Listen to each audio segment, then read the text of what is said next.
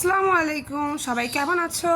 আজকে আমি তোমাদের জন্য একটা নতুন ভিডিও নিয়ে এসেছি। আর এখানে হচ্ছে আমি দেখাচ্ছি ওয়াটারমেলন কার্ভিং। সো যারা যারা অ্যাকচুয়ালি বিভিন্ন ধরনের ফ্রুট কার্ভিং করে থাকো তারা অবশ্যই এই জিনিসটা ট্রাই করবে। এখানে হচ্ছে আমার শাশুড়ি মা, তিনি বানাচ্ছেন ওয়াটারমেলন দিয়ে একটা ফ্লাওয়ার ভাস কার্ভিং করছেন। সো বিভিন্ন ফ্রুটস দিয়ে আসলে কার্ভিং করা যায়। তোমরা যারা কিউকাম্বার, পমিগ্রানেট এবং অ্যাপল দিয়ে কার্ভিং করো তারা কিন্তু অবশ্যই ওয়াটারমেলন দিয়েও এই কার্ভিংটা ট্রাই করবে। খুব সহজেই কিভাবে তোমরা একটা ফ্লাওয়ার ভাস ক্রিয়েট করবে সেটা তোমাদেরকে দেখানো হচ্ছে।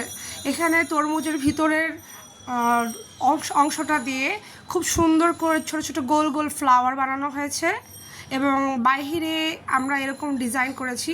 বেসিক্যালি আমার আসলে এরকম কার্ভিং করার কোনো গুণই নাই, আমি আসলে পারিই না। কিন্তু আমার শাশুড়ি মা এবং আমার আম্মু তারা কিন্তু খুব ভালো কাজ পারে। সো তোমরা যারা যারা অবশ্যই অবশ্যই কার্ভিং করতে পারো না তারা খুব ইজিয়েস্ট ওয়েতে এখানে কার্ভিংটা করতে পারবে। এভাবে তাদের জন্য আমি খুব সুন্দর করে গোল করে ফাইনাল ডেকোরেশনটা দেখিয়ে দিচ্ছি। এখানে আমরা এক্সট্রা ফ্লাওয়ার ইউজ করেছি এবং কার্ভিং করে তরমুজের খোসাটা দিয়ে এখানে সুন্দর করে দুটো লিফও সাজানো হয়েছে। অনেক সুন্দর লাগছে, অনেক প্রিটি লাগছে দেখতে।